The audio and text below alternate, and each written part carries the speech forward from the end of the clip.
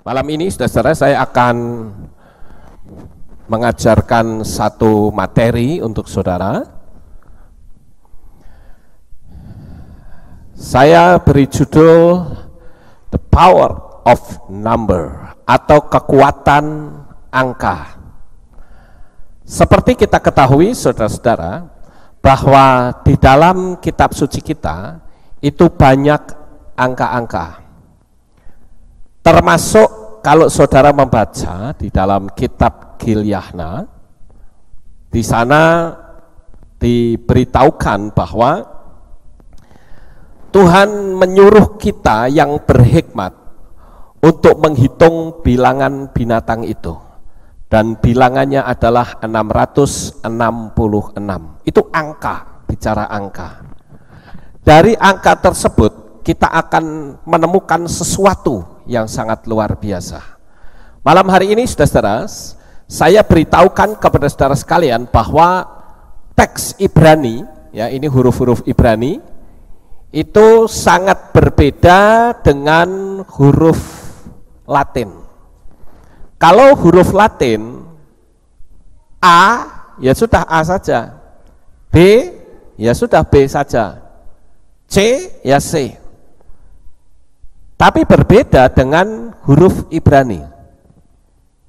Kalau huruf Ibrani, Alef, Bet, Gimel, Dalet, He, dan seterusnya, itu memiliki arti, saudara. Dan saya katakan bahwa huruf Ibrani itu memiliki spesifikasi yang luar biasa. Yang pertama adalah huruf itu sendiri, seperti kita lihat di sini, Alef, Bet, Gimel, Dalet, He, dan seterusnya. Huruf ini disebut dengan piktograf. Piktograf itu artinya picture dan grafik, atau huruf dalam bentuk gambar. Piktograf itu seringkali kita temukan di jalan-jalan. Kalau saudara melihat ada orang gambar di jalan raya, orang sedang melangkah begini, itu tandanya apa? Tempat penyeberangan jalan. Kalau di satu terminal ada gambar laki-laki dan perempuan sedang berdiri, namanya apa? Toilet. Nah, semua sudah hafal saudara. Itu yang disebut dengan piktograf. Nah, huruf-huruf Ibrani ini juga piktograf. Alef itu artinya ehad, artinya esa, artinya tunggal. Alef juga bisa berarti strong atau kuat. Alef juga bisa berarti kepala sapi. Alef itu juga bisa berarti divine atau sesuatu yang ilahi. Itu Alef. Bet itu artinya rumah. Kita mungkin pernah mendengar kata Bethlehem. Bet itu rumah, lehem artinya roti. Jadi Bethlehem artinya rumah roti. Kemudian kita mengenal kata Betel. Bet itu rumah, L-nya itu singkatan Elohim. Jadi rumah Elohim atau rumah Tuhan. Gimel. Gimel ini artinya onta. Bahasa Inggrisnya camel. Kalau saudara lihat gambarnya kan seperti onta. Ya. Kemudian dalet itu pintu. Ya. Kemudian He itu bisa berarti lihatlah, bisa berarti hembusan nafas dan sebagainya.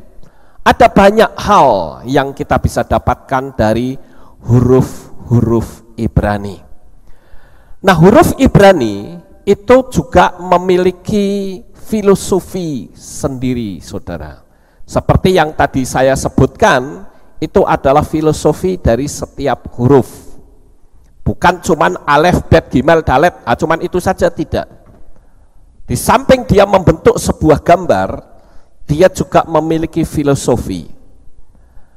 Kita mungkin pernah mengerti tentang huruf nama dari Bapa kita di Syamayim, yaitu Yahweh. Yahweh itu ditulis dengan Yod He Waw He. Yod itu artinya tangan, He itu artinya lihatlah, Waw itu artinya paku, He artinya lihatlah. Jadi kalau diterjemahkan, lihatlah tangan, lihatlah paku, itu menggambarkan tentang Yeshua yang mati disalib, tangannya dipaku.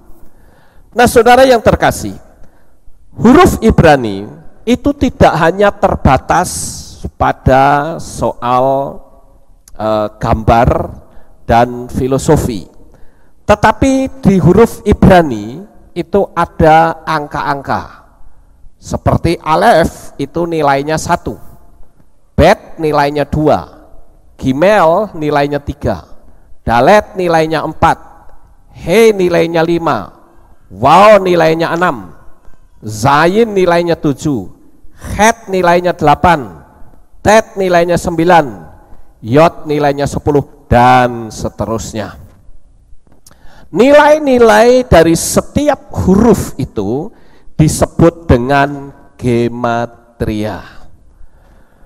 Nah saudara yang terkasih, kalau kita melihat di sini setelah angka 10, maka bukan 11, tapi 20, 30, 40, begitu sampai 90, 100, 200, 300, 400, 500 sampai 900. Nah di sini ada kaf sofit atau kaf akhir, ini mem akhir, ini nun akhir, ini p akhir, dan ini sade akhir. Jadi kalau sebuah huruf begitu ternyata di akhirnya itu ada huruf sade, maka bentuk hurufnya bukan begini, tapi berubah seperti ini. Begitu juga kalau ada satu kalimat, ya tadi saya katakan kalau ada satu kalimat ternyata kalimat huruf akhirnya itu sade, maka hurufnya tidak begini nulisnya, tapi begini. Kalau kita melihat satu kalimat huruf akhirnya itu adalah mem, maka nulisnya bukan seperti ini, tapi seperti ini.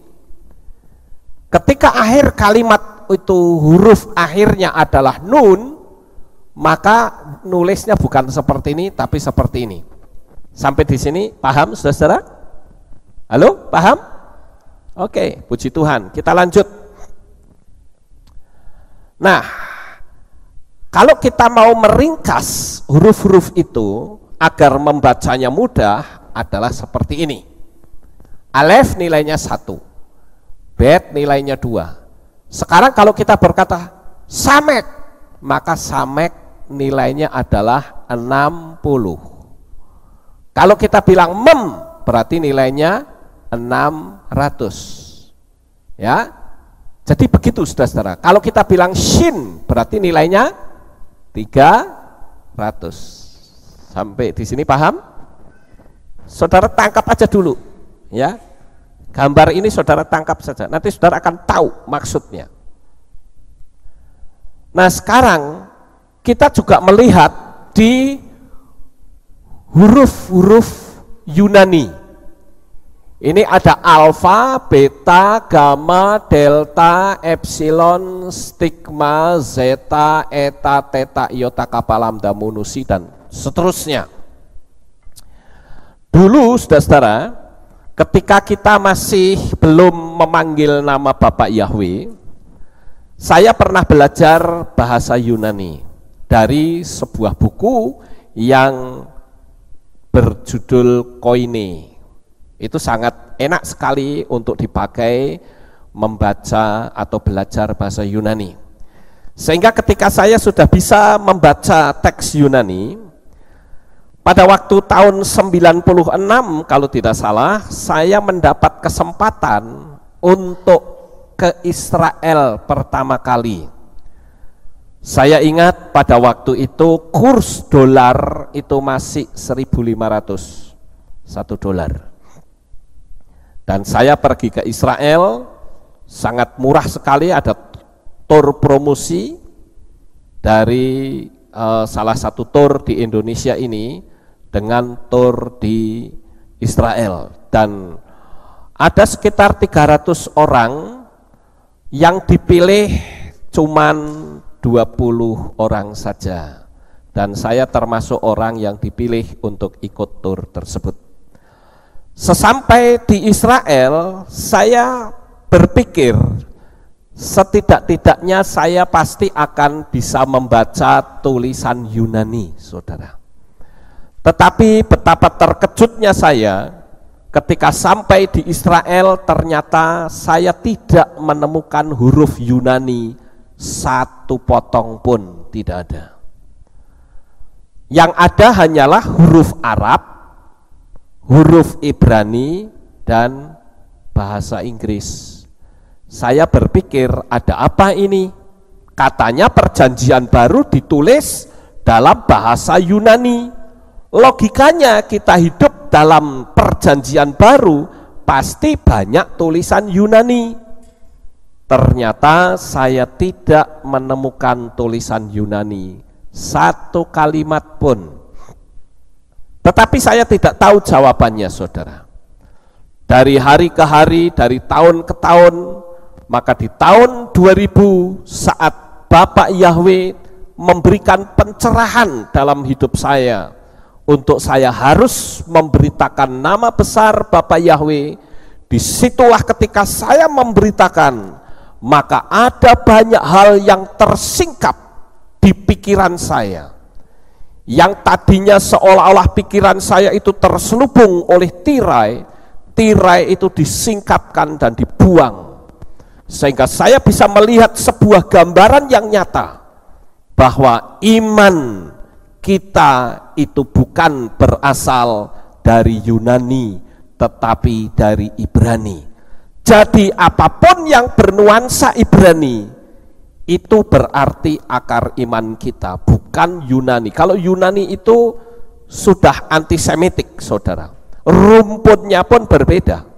Ibrani itu rumputnya adalah rumpun Semitik. Kalau Yunani rumpunnya adalah rumpun Indo-Eropa. Nah, disitulah Tuhan mulai singkapkan banyak hal, sehingga saya mulai mempelajari bahasa Ibrani. Setidak-tidaknya saya bisa membaca. Itu kerinduan saya, saudara. Dan ternyata Tuhan singkapkan banyak hal, bukan cuma namanya Bapak Yahweh, tetapi kita juga sudah mengerti tentang nama Sang Juru Selamat kita, yaitu Yahweh Sebaot yang turun ke dalam dunia ini menjadi manusia. Dialah Yeshua HaMashiach. Jadi saya melihat di huruf Yunani pun ternyata ada angka gematria. Ini angka gematria, saudara. Sama seperti huruf Ibrani memiliki angka gematria. Kita melihat satu contoh misalnya saja ya. Kalau kita lihat dari angka gematria Yunani, nama Yesus dalam aksara Yunani itu begini ya. Ini Yesus. Karena huruf atau kalimat Y atau huruf Y dalam bahasa Yunani itu tidak ada.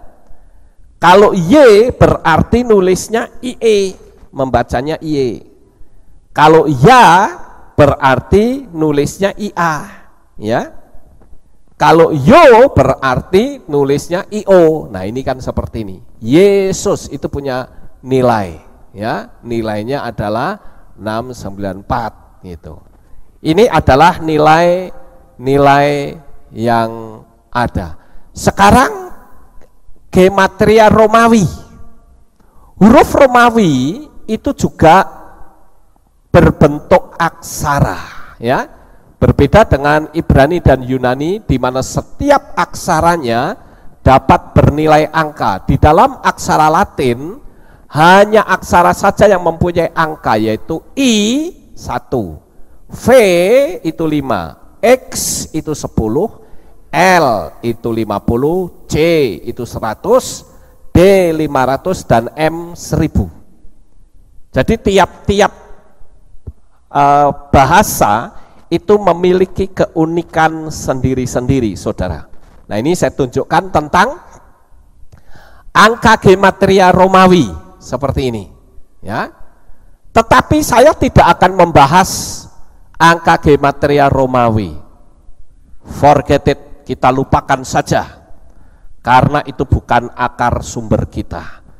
Sehingga saya pun akhirnya tahu bahwa perjanjian baru aslinya tidak ditulis dalam bahasa Yunani. Sekalipun di sekolah-sekolah teologi mengatakan bahwa perjanjian baru ditulis dalam bahasa Yunani, saya menemukan bahwa perjanjian baru itu ditulis dalam bahasa Ibrani.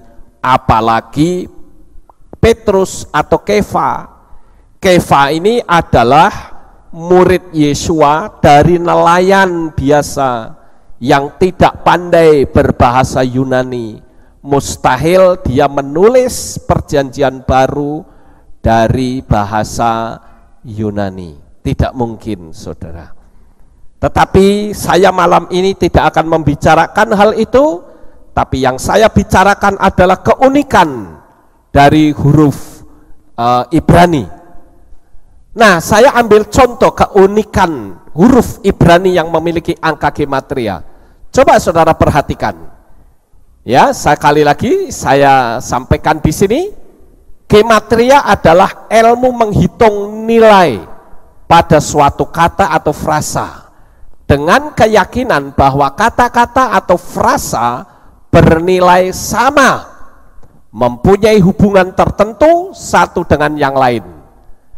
Dalam Yudaisme, hal ini sangat penting karena sebuah nama atau kata akan memiliki energi atau kekuatannya sendiri. Sebagai contoh dalam cerita mimpi Yakub tentang tangga yang menghubungkan antara langit dan bumi. Ini tangga Yakub. Ketika Yakub sedang bermimpi, dia memimpi ada tangga yang menuju ke Shamayim, saudara. Nah, di tangga itu ada malaikat yang turun naik ke sana kemari. Nah, kata tangga Yakub itu bahasa Ibraninya adalah Sulam Yakov. Ya, ini Sulam Yakov. Sekarang saudara, kalau kita melihat di dalam kitab Beresit 28 ayat 12, coba kita lihat sejenak ya. Ayo kita lihat ayatnya saudara. Kitab Beresit atau kitab Kejadian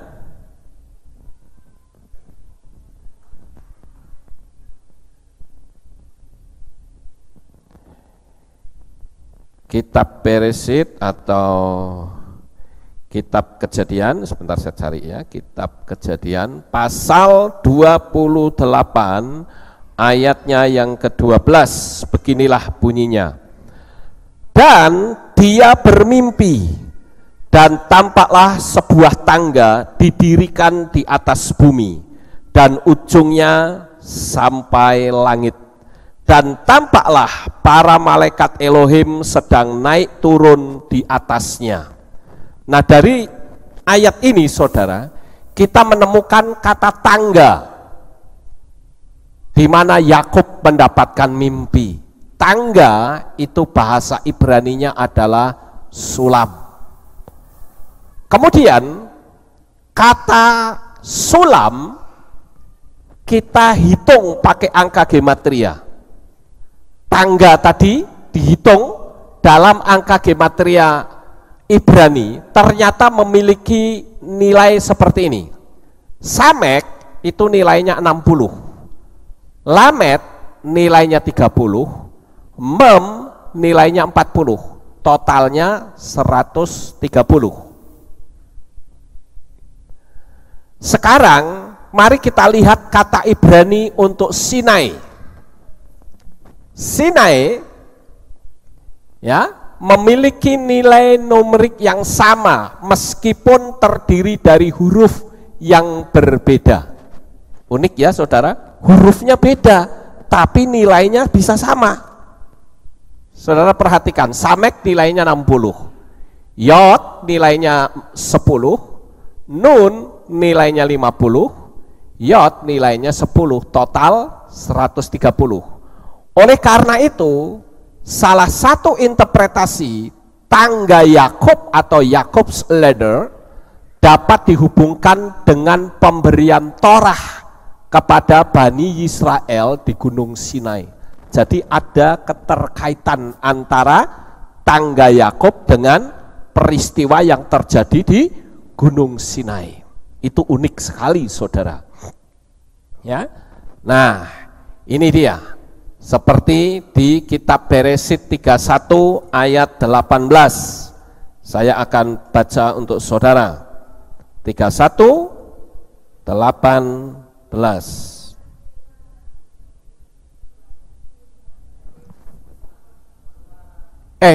Keluaran ya, maaf.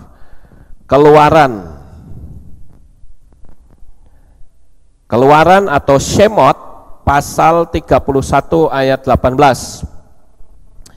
Dan dia memberikan kepada Moshe setelah dia berhenti berbicara kepadanya di Gunung Sinai kedua loh kesaksian, loh batu yang ditulis dengan jari Elohim.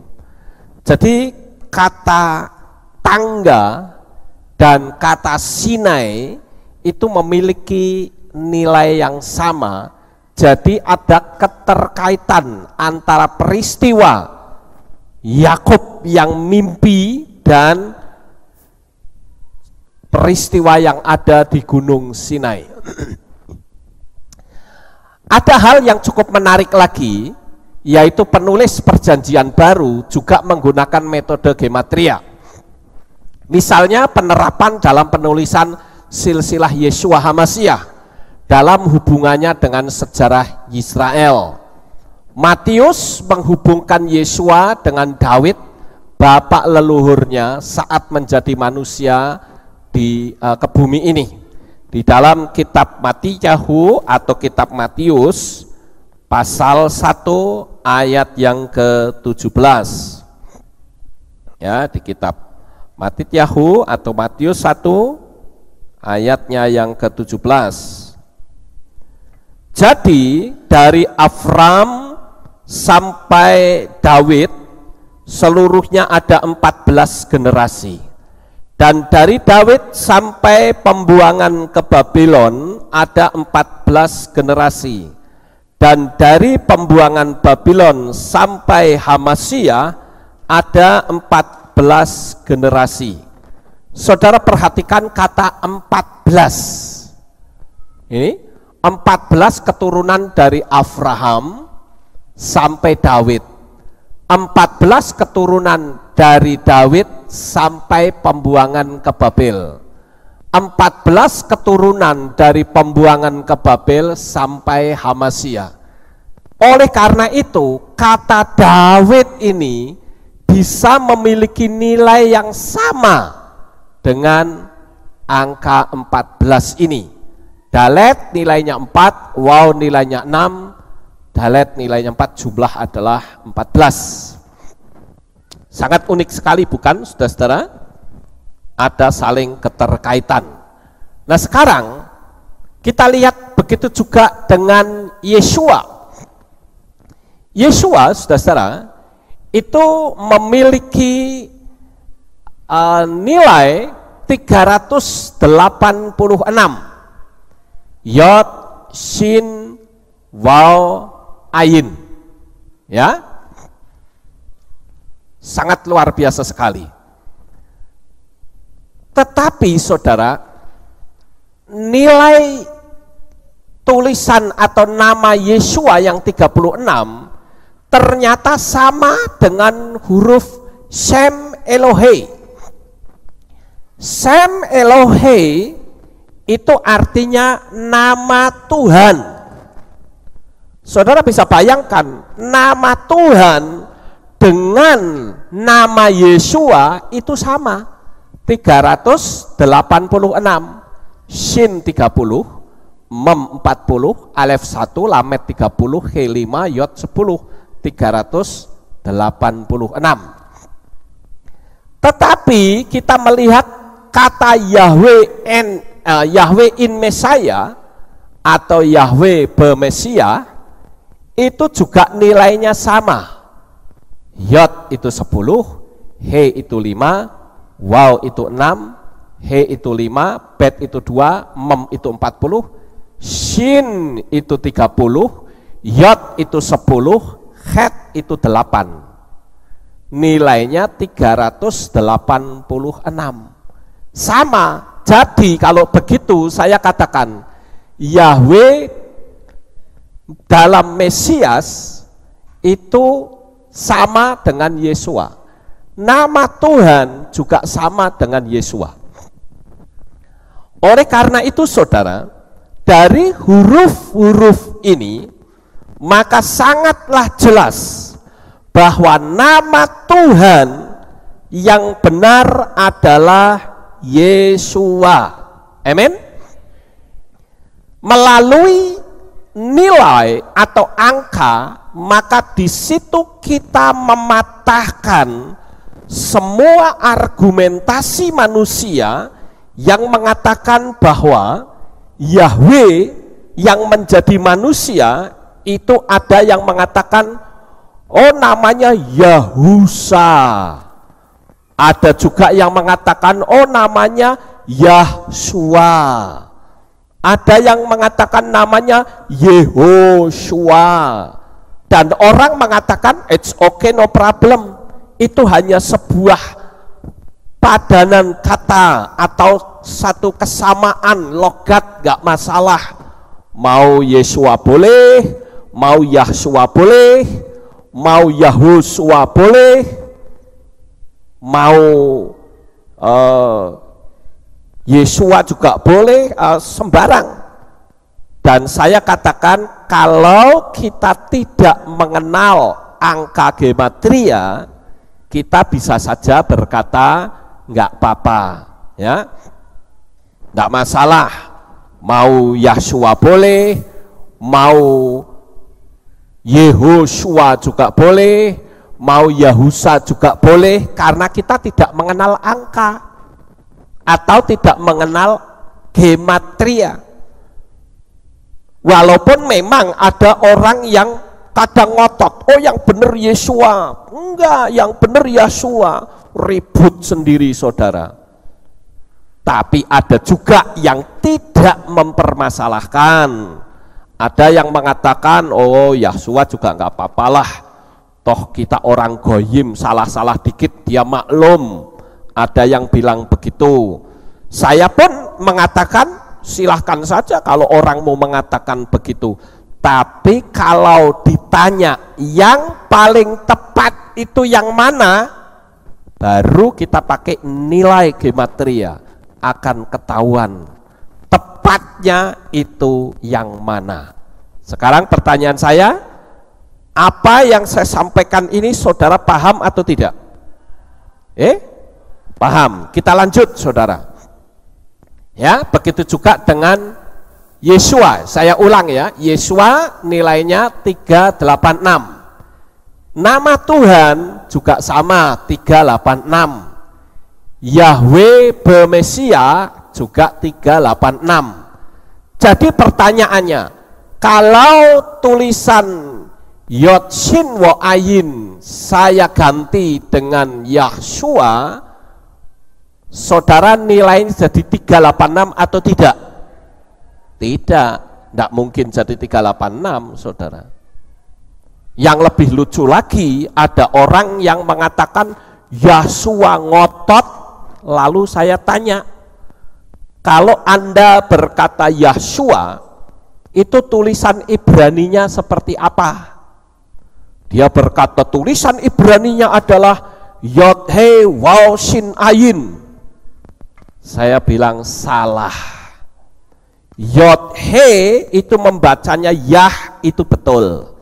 Tapi ketika belakangnya dikasih huruf Waw, maka bukan lagi Yahshua. Tapi kalau Yah ada huruf Waw, itu dibaca Yahu. Shin ayin sha, jadi Yahu sha. Kalau Anda mengatakan Yahshua itu ngawur. Kalau Yahshua itu logikanya adalah Yod He Shin Waw Ayin, itu baru Yahshua. Tapi dalam kitab suci kita tidak ada nama itu. Sampai di sini paham, saudara-saudara? Ya, jadi kalau begitu sekali lagi, yang paling tepat adalah Yeshua. Karena Yeshua nilainya 386, sama seperti kata Sem Elohe atau nama Tuhan. Jadi kalau nama Tuhan itu jumlahnya 386, nah tinggal kita cek saja Yahshua 386 atau tidak. Kalau tidak, berarti bukan nama Tuhan. Yahshua jumlahnya 386 atau tidak? Tidak, ya berarti bukan nama Tuhan. Yehoshua itu nilainya 386 atau tidak? Kalau tidak, ya bukan nama Tuhan. Tapi kalau Yeshua Yod Shin Waw Ayin nilainya sama dengan nama Tuhan, berarti nama Tuhan itu adalah Yeshua. Sampai di sini jelas? Ya, saya berharap saudara, kalau saya bilang saudara bilang jelas, betul-betul jelas. Jumlahnya 386. Jadi Yahweh, ya, Yod Shin Waw Ayin itu jumlahnya 386. Sekarang saudara perhatikan 386, 3 plus 8 plus 6, jumlahnya berapa? 17, dijadikan satu angka, berarti 1 plus 7, 8. Ya. Nah sekarang ini, angka 5 apa nih? He, betul ya? Ini wow, ini he, ini apa? Yod. Nah sekarang coba saudara perhatikan, ini kan Yod he wow he sama ya toh. Sekarang kalau ini he itu 5, wow itu 6, maka 5 plus 6 berapa? 11. Sekarang ini he 5, Yod 10 ditambah jadi berapa? 5 ditambah 10 dijadikan 1 berarti 1. Berarti jumlahnya 6. Sekarang saudara perhatikan nilainya ketemu berapa? 8. Sekarang 5, 6, 5, 10 jumlahnya berapa? 26. Dijadikan satu huruf 2 plus 6 adalah 8. Sedangkan huruf 8 itu adalah huruf Hai atau Het.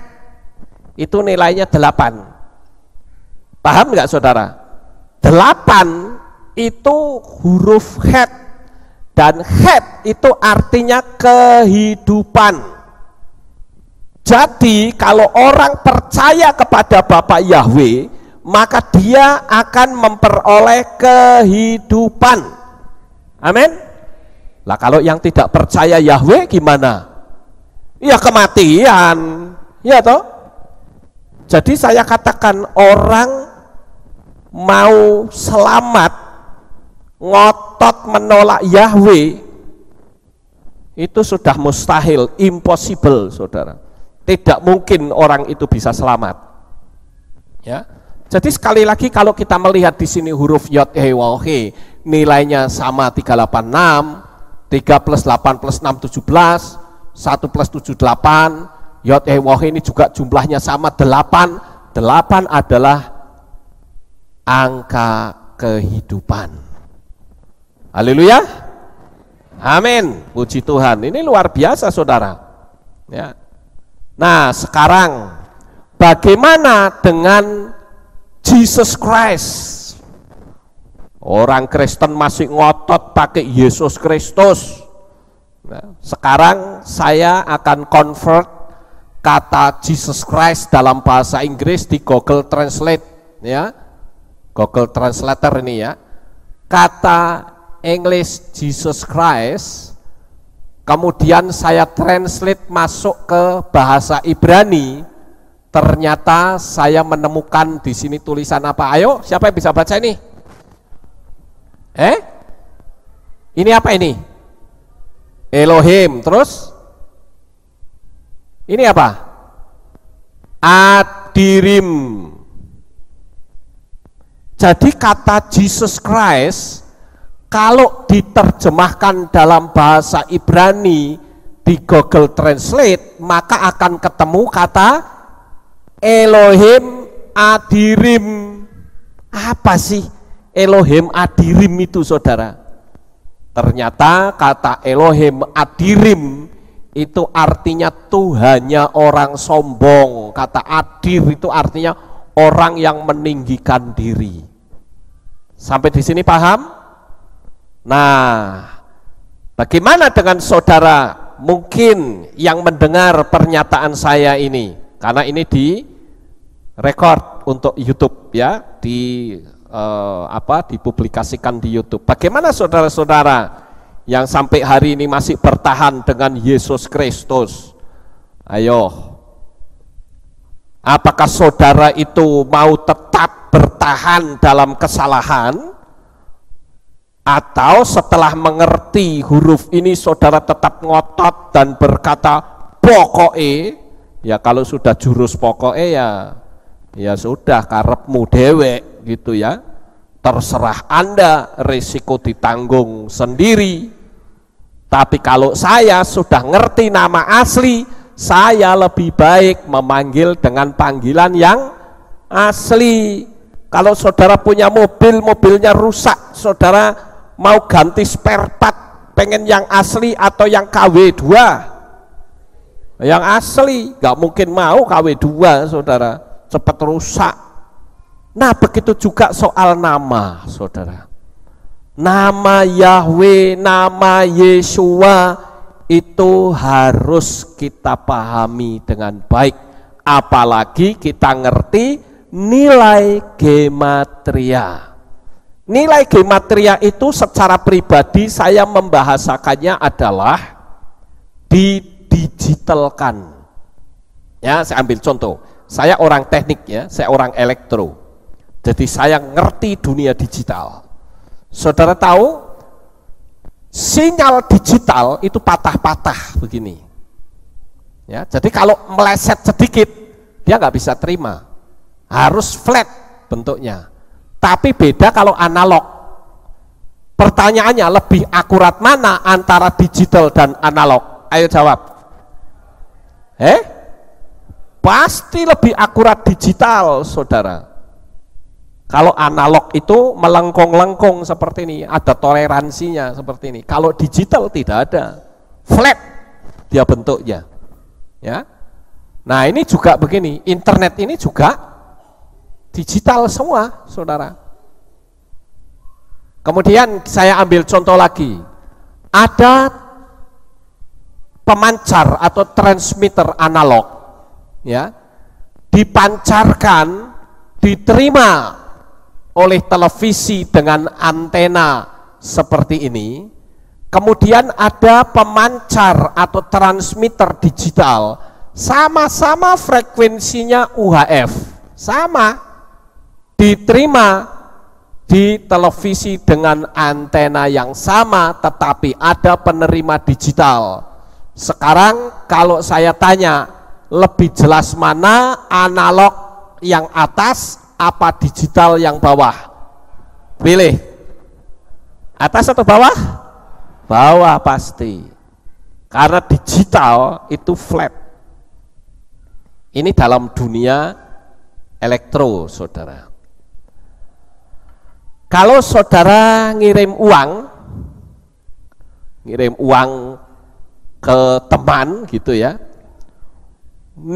kan pasti ada nomor rekening tuh, nomor rekeningnya panjang gitu, tapi salah satu, harusnya 6 ditulis 7, bisa masuk nggak? Nggak bisa, itu namanya digital, saudara. Nggak ada yang toleransi. Kalau nilainya tidak 6 ya tidak bisa. Sekalipun kacek 1 pun tidak bisa. Apalagi kalau digitalnya itu lebih akurat. Ya, saya ambil contoh misalnya seperti ini, saudara. Ini yang saudara lihat ini adalah editing audio. Jadi kalau saudara dengar saya edit video dan sebagainya, saya pasti masuk ke sini, ya, editing video program. Audio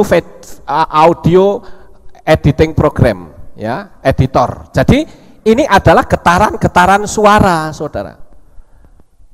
Kalau kita melihat audio editor itu di internet banyak. Ada yang namanya audio grabber. Itu ada program namanya audio grabber. Tetapi ada juga yang namanya Cool Edit Pro. Nah, ini saya pakainya Cool Edit Pro kalau editing, saudara. Kenapa kok saya lebih suka pakai ini? Karena editor audio ini dia menggunakan digital, tidak main potong-potong begitu saja, main tempel begitu saja, enggak akurat, saudara. Tetapi kalau menggunakan digital, saya akan sangat akurat. Coba saudara perhatikan, ini di menit ke-7 detik 39,945. Ini sudah jelas. Ditambah lagi di sebelah sini akan lebih akurat lagi. Ini berapa panjang gelombang kita tahu di situ. Ya, ini cara kerja saya di sini, saudara. Jadi kalau saya berlama-lama di kamar nih ya utak-utak beginian, saudara. Ya, saya harus hitung dulu. Dulu kan saya suka editing audio kan. Ada orang khotbah sering banyak nama berhalanya. Tak hapus, tak ganti nama Tuhan, tapi saya mengambil modulasi orang itu sendiri. Nah, saya potong di situ. Dia bicara ya itu berapa panjang. Kemudian orang suka berkata W kan macam-macam, bisa saja ya dan W itu saya gabung dengan panjang gelombang yang sama. Lalu saya terapkan di nilai yang sama di sini, maka begitu saya tempelkan, orang yang tadinya panggil nama berhala akan berubah memanggil nama Yahweh dari modulasi orang itu sendiri. Tetapi saya sekarang tidak mau, saudara. Kenapa? Karena saya editing audio yang panggil nama berhala, otak saya keracunan. Sehingga saya pernah dulu pada waktu khotbah keceletot gara-gara saya baru editing audio milik orang lain yang minta tolong sama saya. Ada pendeta yang sudah memanggil Yahweh, ya, itu waktu dia nganten dulu, nah dia di shoot gitu ya, terus pendetanya khotbah, lalu ini teman saya bilang, Pak Lukas bisa nggak kalau ngerubah orang ini supaya kalau setiap ketemu nama berhala itu diganti dengan nama Yahweh. Saya bilang bisa. Ya sini tak bantu saya, tak editkan. Begitu saya edit kan selalu saya hitung. Setiap kali nama A seberapa, nama Yahweh seberapa, saya hitung panjang gelombangnya, masuk terus di otak saya. Sampai akhirnya waktu saya khotbah kecelitut lagi dulu. Ya, sampai saya bilang saya minta skor 3 bulan karena mulut saya jadi kotor gara-gara seperti ini. Ya, tapi sejak itu saya bilang saya tidak mau lagi. Ya, saya mau memanggil nama Bapa dengan benar. Amin, saudara. Nah, ini adalah satu pengajaran bagaimana akuratnya angka itu. Karena angka memiliki power tersendiri. Tentu saya tidak akan jelaskan ini secara panjang lebar, tapi intinya adalah Yahweh itu 386. Yeshua juga sama. Dan kalau kita melihat, saudara, kata Yeshua itu memiliki filosofi yang luar biasa. Yeshua itu Yod, Shin, Wa, Ayin. Yod itu artinya tangan terbuka. Tapi Yod itu juga bisa berarti Yahweh. Yod itu juga bisa berarti kerja. Makanya saudara tahu kenapa hari Sabat orang Yahudi tidak boleh kerja. Karena kata Sabat itu tidak ada huruf yodnya. Tapi kalau Minggu, Senin, Selasa ya, Rison, Sheni, Selisi, Revi'i, Kamisi, Sisi, semua ada yodnya. Tapi Sabat tidak ada yodnya. Makanya Sabat tidak ada kerja, tidak boleh. Unik sekali bukan saudara? Ya. Nah ini yang saya katakan bahwa huruf Ibrani itu sangat spesifik sekali. Yod, Shin, Wo, Ayin dibaca Yeshua. Yod itu artinya Yahweh. Shin, Wo, Ayin dibaca Sua dari kata dasar Safa dalam bentuk present continuous tense. Present continuous itu artinya sekarang dan sedang berlangsung. Yeshua itu artinya Yahweh sekarang sedang menyelamatkan dan sedang berlangsung. Kata Shin Wa Ayin dibaca Sua itu dari kata dasar Safa. Yeshua Hamasiyah He Mem Shin Yod Het. He itu kata sandang. He juga bisa berarti itu. Ya. Atau the dalam bahasa Inggrisnya. Ma artinya tempat.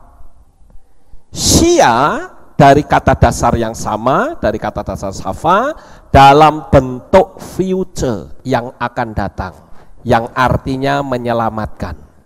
Jadi kata Yeshua Hamasiyah artinya Yahweh sekarang sedang menyelamatkan adalah tempat keselamatan.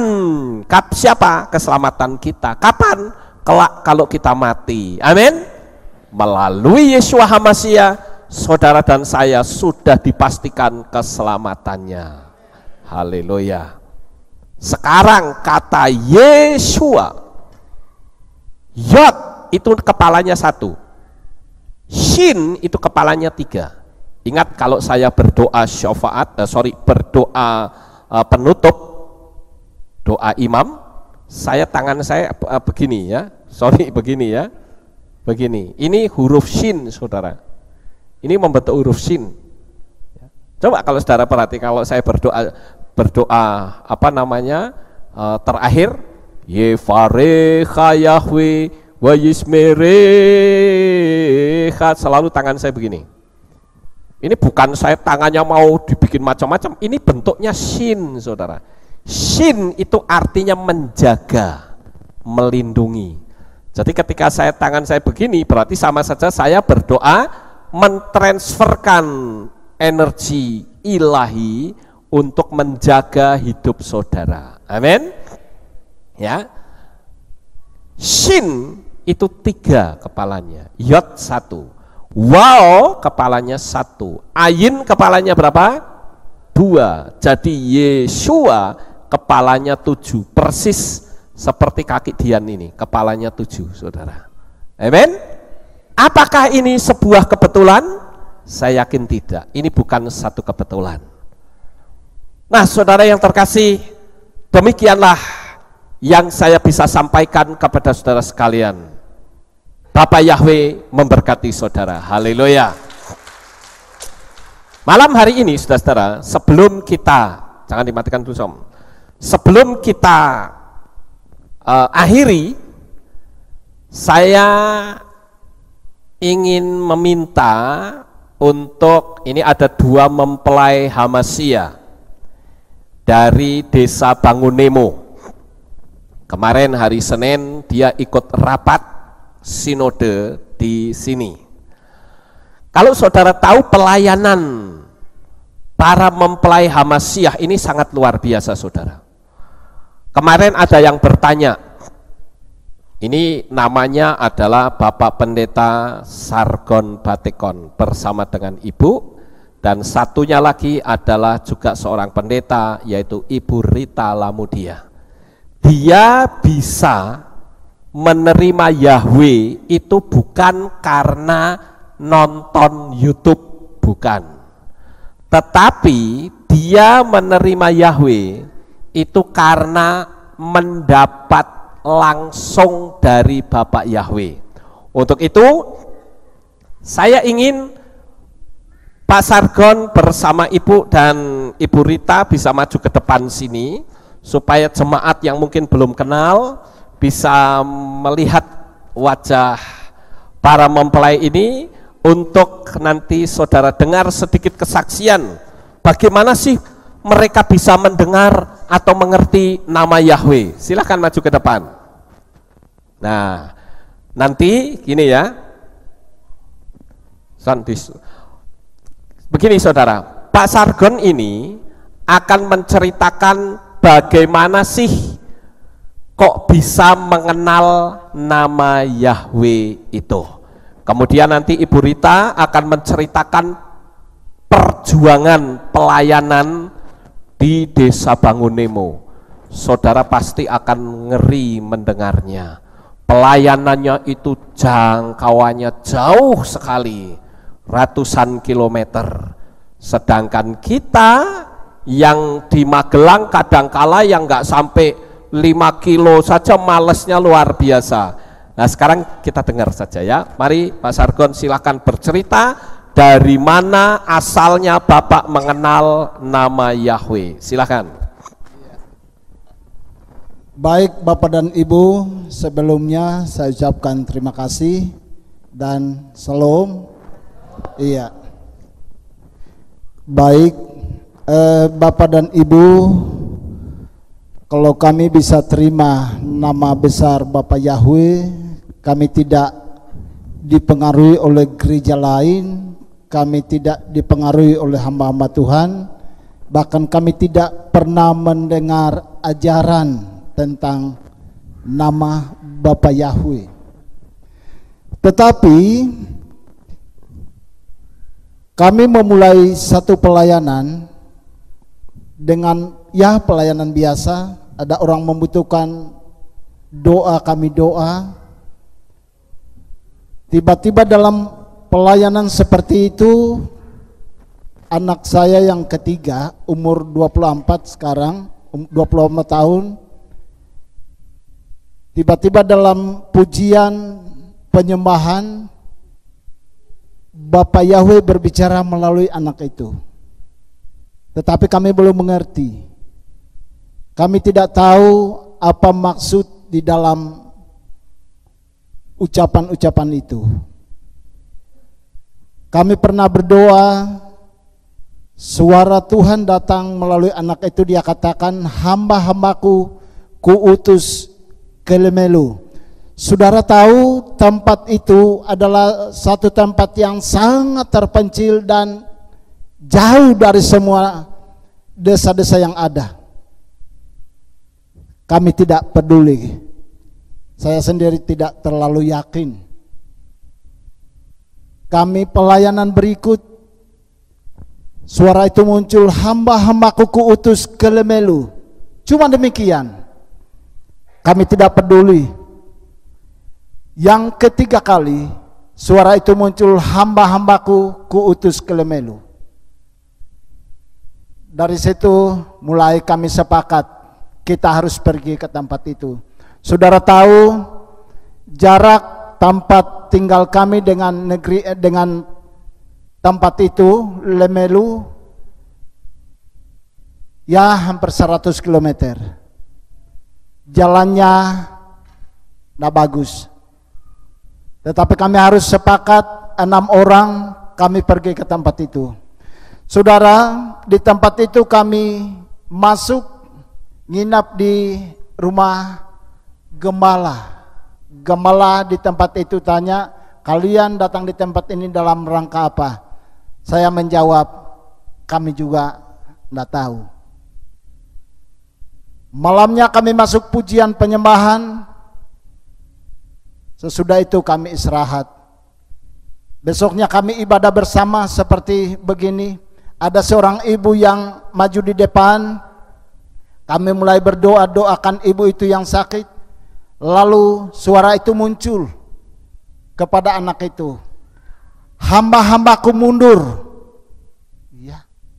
Aku tidak izinkan hamba-hambaku mendoakan ibu itu. Nah, sesudah itu, usai ibadah kami keluar. Bapak Gembala katakan kalau boleh ada satu keluarga yang punya anak 2, semua terganggu jiwa.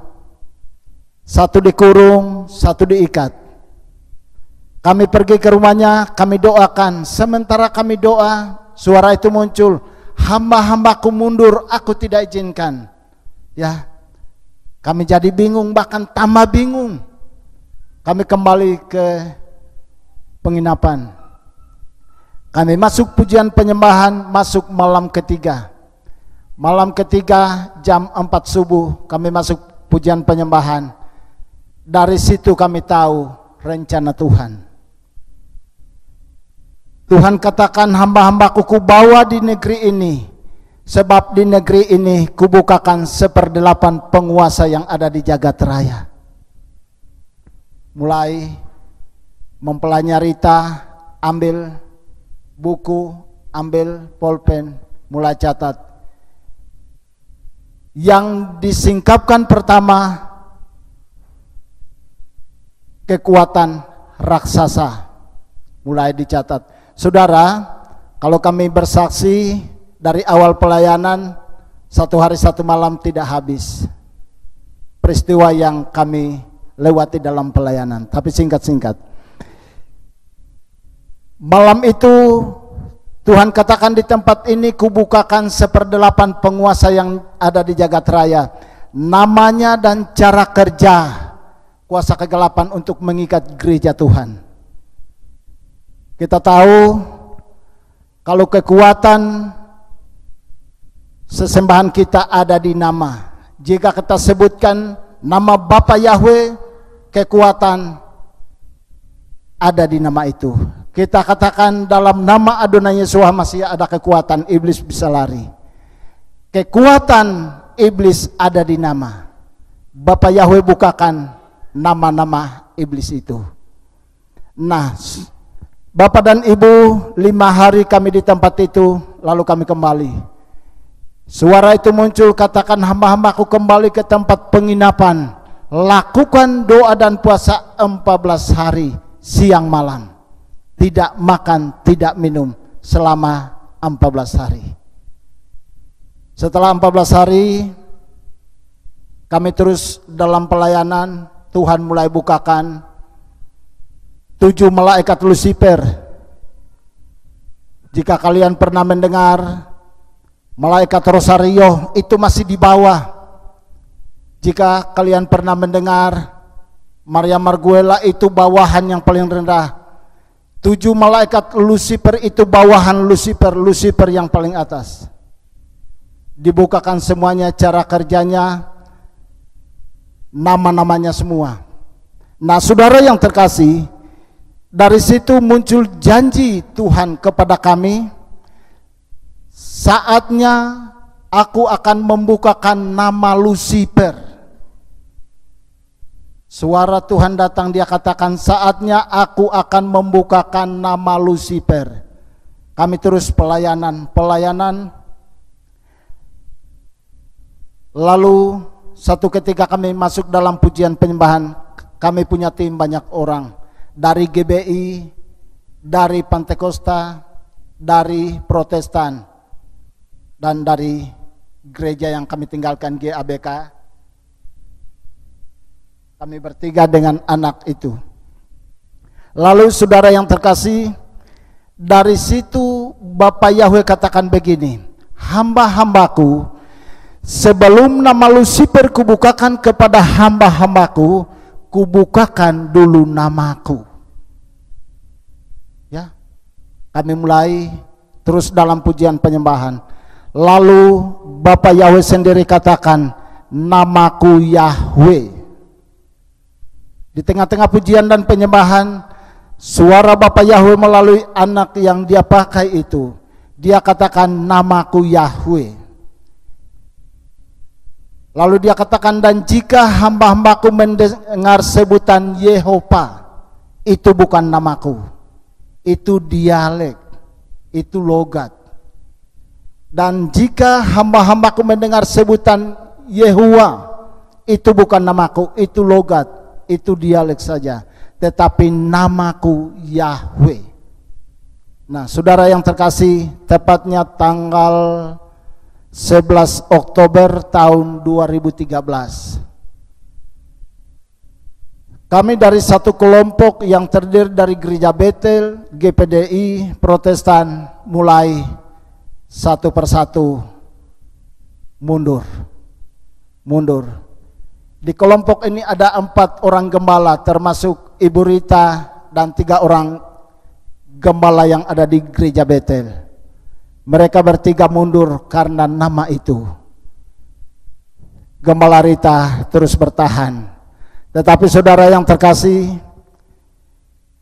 tidak sedikit tantangan yang dia lewati, bahkan saya lewati. Kami satu gereja. Ya, nanti sebentar Ibu Rita bersaksi sedikit, dia teruskan. Kami di pelayanan, dia adalah pendoa syafaat melawan roh-roh jahat. Dengan demikian mulai kami mengalami tantangan demi tantangan kami lewati, tetapi kami tidak pernah menyerah. Banyak orang yang mulai menghalangi pelayanan, tetapi semakin banyak orang yang mencari pelayanan. Sampai hari ini kami terus ditelepon. Anak yang dipakai Tuhan itu terus menerima telepon di rumah bahwa masih banyak orang yang membutuhkan pelayanan. Pada tanggal 23 September kami berdua dipanggil menghadap kantor sinode, lalu diadili oleh ketua sinode. Saudara, kami dinasihati selama 4 jam. Kami tidak buka mulut, kami hanya mendengar nasihat, dimarah, tetapi kami terima. Anehnya saudara, setelah ya sekitar 4 jam, lalu ketua sinode tanya, saya tanya, dari mana kalian dapatkan nama itu? Mungkin kalian dipengaruhi. Lalu saya katakan, Ibu Rita silakan bersaksi. Setelah dia bersaksi, lalu ketua sinode kami dia katakan, oh kalian tidak salah. Memang nama Tuhan kita itu Yahweh. Dan dia sempat katakan begini, kita harus hati-hati menyembah Allah. Sebab Allah itu jin, itu diucapkan oleh ketua sinode sendiri, keluar di mulut ketua sinode. Allah itu jin, Allah itu dewa yang disembah oleh bangsa yang ada di tempat yang lain, bukan di Israel, bukan di Yahudi.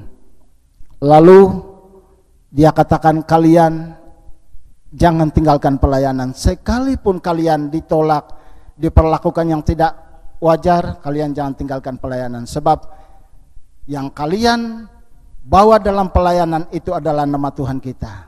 Ya, kami kembali terus melayani.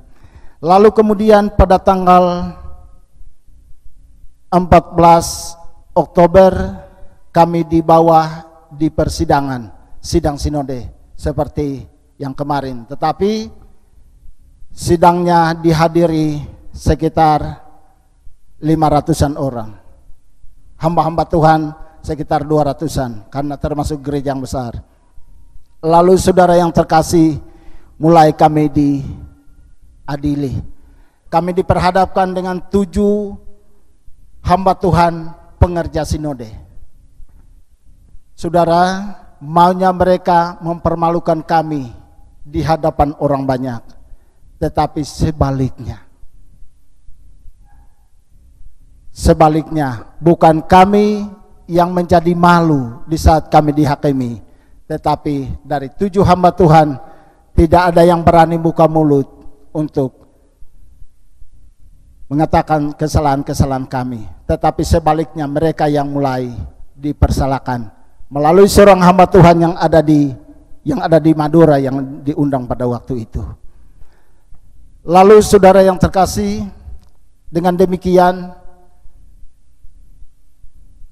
kami kembali ke persidangan. 1 bulan kemudian kami terima surat pemberhentian. Ya, kami terima. Tetapi kami tidak pernah menyerah. Saudara yang terkasih, kami terus dalam pelayanan. Saya saksikan sedikit di pelayanan. Kami dihakimi dari sinode, dari pengerja sinode. Saya pernah dilapor 1 kali di kepala desa karena pelayanan. Tetapi saudara yang terkasih, setelah saya hadir di tengah-tengah kumpulan di rumahnya kepala desa, saya tidak bicara apa-apa di pertemuan itu, tetapi orang-orang di sekitar itu yang memberikan keterangan karena kami dituduh melakukan kesalahan. Waktu kami doa, anak itu nyatakan begini, di rumah ini ada satu benda yang ditanam oleh seorang dukun. Dia katakan begini, di sudut rumah ini ada satu benda yang ditanam oleh seorang dukun. Dia tentukan orangnya. Kami tidak berani gali jam itu, saya undang pemerintah. Saya undang pemerintah, saya katakan, Bapak jadi saksi karena petunjuk kami terima bahwa di tempat ini ada satu benda yang ditanam oleh seorang dukun, itu softtex yang ada darah. Sebab softtex yang dipakai oleh seorang anak muda yang sedang sakit. Nah, lalu digali dan disaksikan oleh pemerintah, ternyata ada. 2 tahun lamanya ditanam, benda itu masih utuh. Lalu dibakar, tetapi sudah disaksikan oleh pemerintah. Lalu kemudian saudara yang terkasih, si ibu ini yang dituduh memiliki kekuatan sihir, dia katakan, saya tidak memiliki kekuatan itu, kalau boleh saya didoakan. Lalu dia undang pendetanya bersama stafnya, staf pelayan, untuk didoakan. Si lawannya tidak mau, dia katakan, saya terima kalau tim doa yang mendoakan. Si ibu itu tidak mau.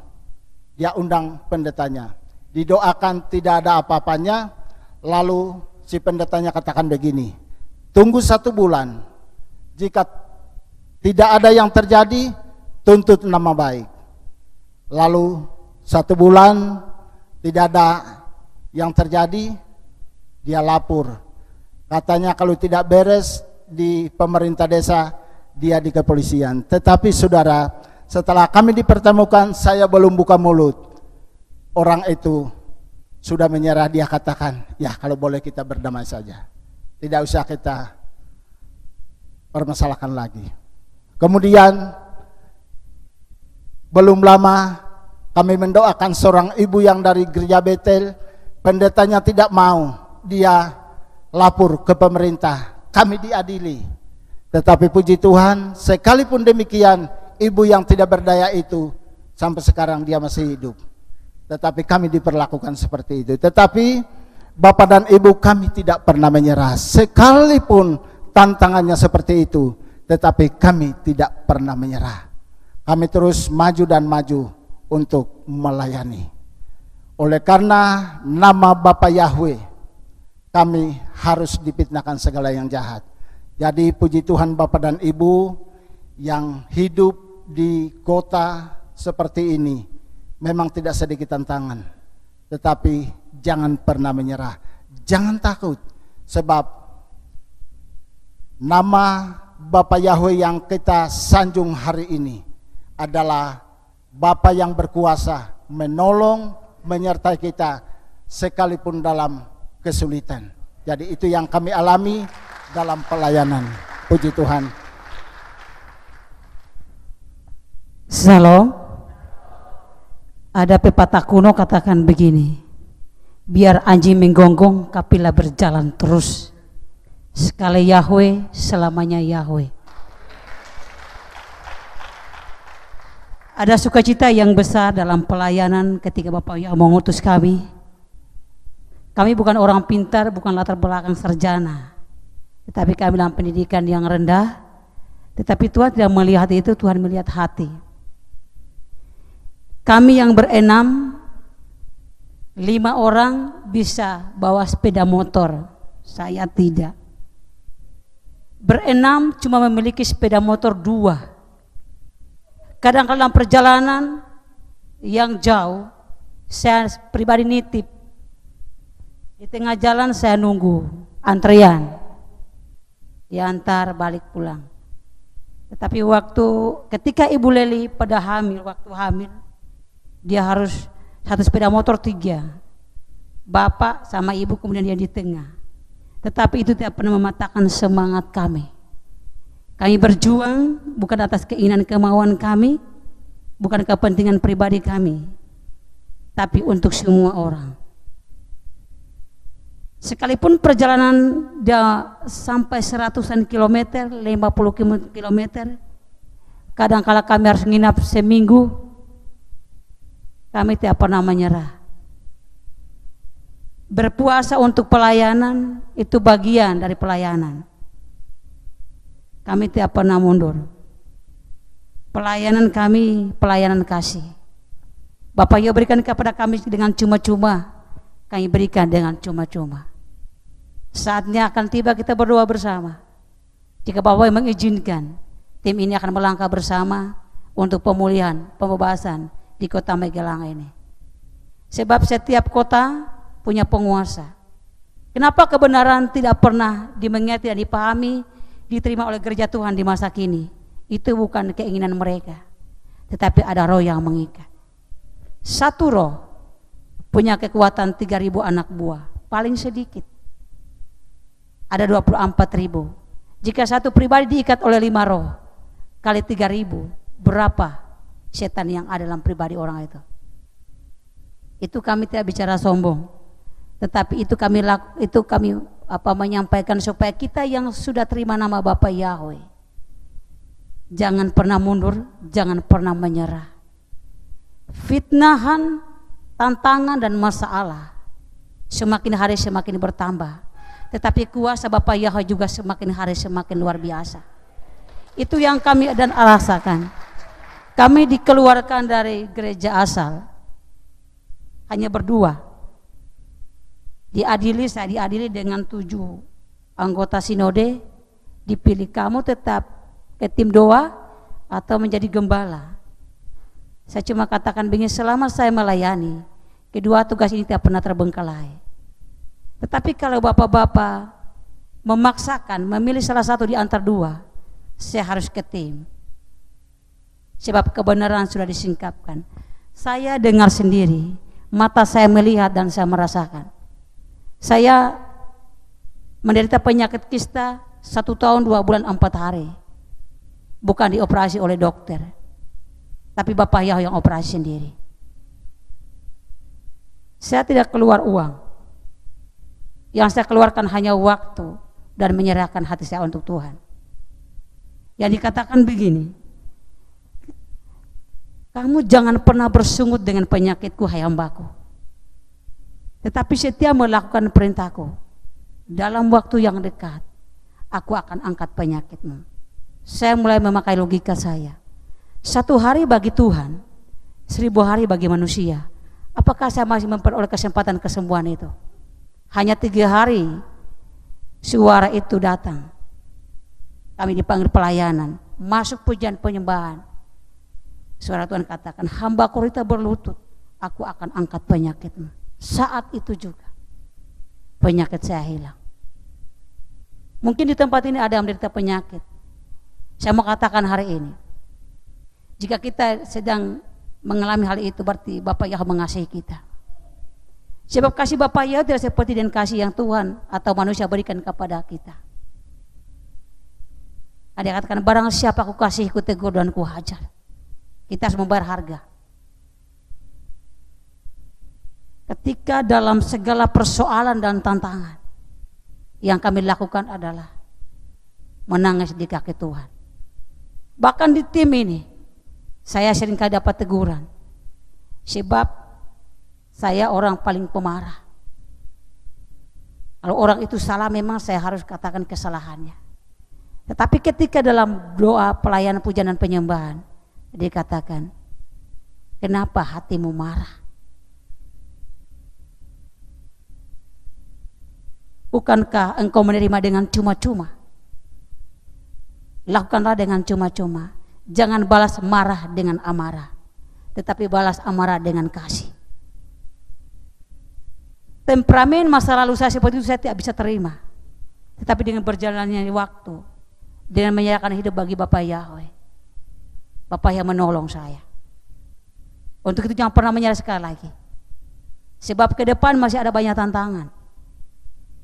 Ketika kami dikeluarkan berdua, sekalian keluar 6. Dan sekarang 7 bulan kemarin Pak Ketua buka sidang di sana dengan jumlah 10 lebih, tapi sekarang sudah 33 jiwa. Puji Tuhan. Kata sesama umat Tuhan di sekitar, mereka tidak bisa beli lokasi tanah untuk pembangunan kehilat. Siapa mereka? Jumlah mereka sedikit, kekayaan mereka tidak ada bisa dihitung. Tetapi kemarin tanggal 1 Februari 2016 kami serah terima pembelian lokasi 30 kali 30 dengan 26 juta dibayar tunai. Dan itu bukan kekuatan kemampuan kami, karena firman Elohim kepada kami katakan, apapun yang kamu alami, apapun yang kamu hadapi, lakukan doa pujian penyembahan, maka masalahmu akan selesai. Mungkin kita punya masalah berbeda-beda, tetapi saya mengatakan hari ini kami berbagi, jangan pernah lupa doa, pujian dan penyembahan. Bapak Yahweh akan menyelesaikan persoalan. Itu yang saya mengatakan, jika kita masih bisa sempat beribadah bersekutu bersama-sama, lakukan itu. Dan dia katakan, tarik napas doa, hembuskan napas doa, jagalah hatimu, tidak akan lama lagi Yahweh mau datang. Jangan sampai sia-siakan waktu. Sekarang masih ada kesempatan. Mengakhiri kesaksian ini kami akan menyumbangkan satu buah lagu. Saya tambahkan sedikit, karena kami di pelayanan banyak berhadapan dengan Lucifer. Kalau Lucifer melakukan aksinya luar biasa. Tetapi dari situ kami mengerti rancangan Lucifer untuk gereja Tuhan. Satu ketika kami pelayanan, Lucifer manifestasi lewat seorang ibu. Lalu dia katakan begini, sekalipun kamu tinggalkan aku, tetapi masih banyak gereja Tuhan yang menyembah Allah. Bukankah itu kesenangan bagiku? Itu yang kami temukan sudah ulang-ulang. Jadi itu yang saya sampaikan, puji Tuhan. Kita beruntung, bahkan kita bersuka cita dan berbahagia, sebab kita menerima nama yang kudus, nama yang besar, yang adalah pemilik surga yang sedang kita perjuangkan, yang sedang kita berjuang untuk meraih. Amin, haleluya. Terima kasih, silahkan kembali ke tempat duduk. Bapak Yahweh memberkati. Saudara sekalian, saya sangat terkesan dengan pelayanan para mempelai Hamasiah ini. Mereka kalau pelayanan selalu bawa pisau, karena terkadang mereka harus berhadapan dengan ular-ular besar. Tidak jarang juga mereka nginap di hutan karena kemalaman. Dan pelayanan ini sangat luar biasa. Doa puasa itu sudah menjadi bagian di dalam hidupnya. Pelayanannya ratusan kilometer, yang ada di pikirannya bukan duit, tapi yang ada di pikiran, kesukaannya adalah saat ada orang didoakan dan menjadi sembuh, ketika ada orang yang menerima Yahweh dan dibaptis itu adalah merupakan kesukaan bagi kekasih-kekasih mempelai Hamasiah ini, saudara. Untuk itu saya ingin Bapak Ibu Saudara bisa mendukung beliau ini di dalam doa, supaya pelayanannya akan semakin bertumbuh dan jiwa-jiwa baru dimenangkan untuk Bapak Yahweh. Amin. Sukses besar untuk saudara, Bapak Yahweh memberkati. Haleluya.